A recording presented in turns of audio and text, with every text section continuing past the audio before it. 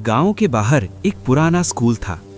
इतना पुराना कि वहां जाने से लोग दिन में भी डरते थे। कहा जाता था कि रात को वहां किसी बच्चे के रोने की आवाज आती है। रवि 22 साल का एक गरीब लेकिन जिद्दी लड़का था। उसका सपना था शिक्षक बनना, लेकिन गांव में लोग उसका मजाक उड़ाते थे। अरे तू मास्टर बनेगा, पहले पेट भर रोटी तो खा ले। रवि दिन में खेतों में काम करता और रात को उसी पुराने स्कूल में पढ़ाई करता, क्योंकि उसके घर में बिजली नहीं थी।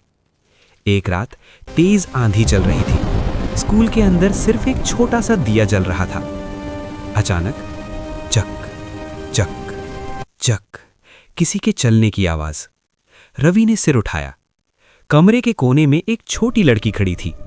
फटे कपड़े, मिट्टी से सना चेहरा और आंखें बिल्कुल खाली। रवि डर गया, लेकिन भागा नहीं। लड़की बोली धीमी टूटी आवाज में, दिया बुझने मत देना।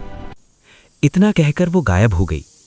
रवि कांप रहा था, लेकिन उसने दिए को हवा से बचाया और फिर पढ़ने बैठ गया।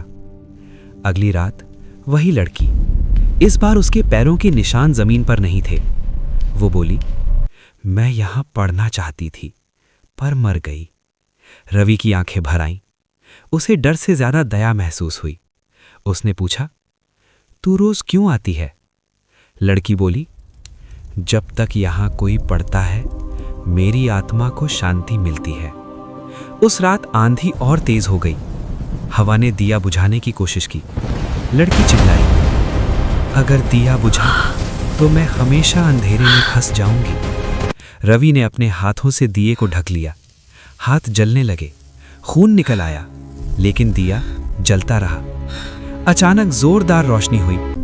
लड़की मुस्कुराई, धन्यवाद मास्टर साहब, और वो हमेशा के लिए चली गई। कुछ साल बाद वही पुराना स्कूल नया बन चुका था, बच्चों से भरा हुआ।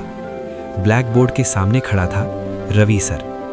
दीवार पर एक तस्वीर लगी थी, एक छोटी लड़की की, जिसके नीचे लिखा था, जो खुद नहीं पढ़ पाई उसने दूसरों को पढ़ने की राह दिखाई।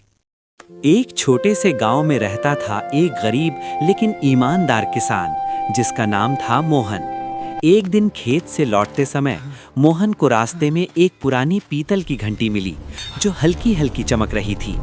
मोहन ने सोचा, ये कोई आम घंटी नहीं लगती, और वो उसे अपने घर ले आया। रात के सन्नाटे में जैसे ही मोहन ने घंटी बजाई, घर के आंगन में अचानक तेज रोशनी फैल गई। उस रोशनी में प्रकट हुई एक सुनहरी गाय, जिसकी आंखों में अजीब सी शांति थी। अगले दिन से वो गाय सोने जैसी चमक वाला दूध देने लगी। मोहन का जीवन बदलने लगा। मोहन दूध बेचकर अमीर हो गया, लेकिन उसका दिल नहीं बदला। वो गाय की सेवा करता रहा। ये बात गांव के एक लोभी सेठ विक्रम तक पहुंच गई। उसने घंटी चुराने की योजना बना ली।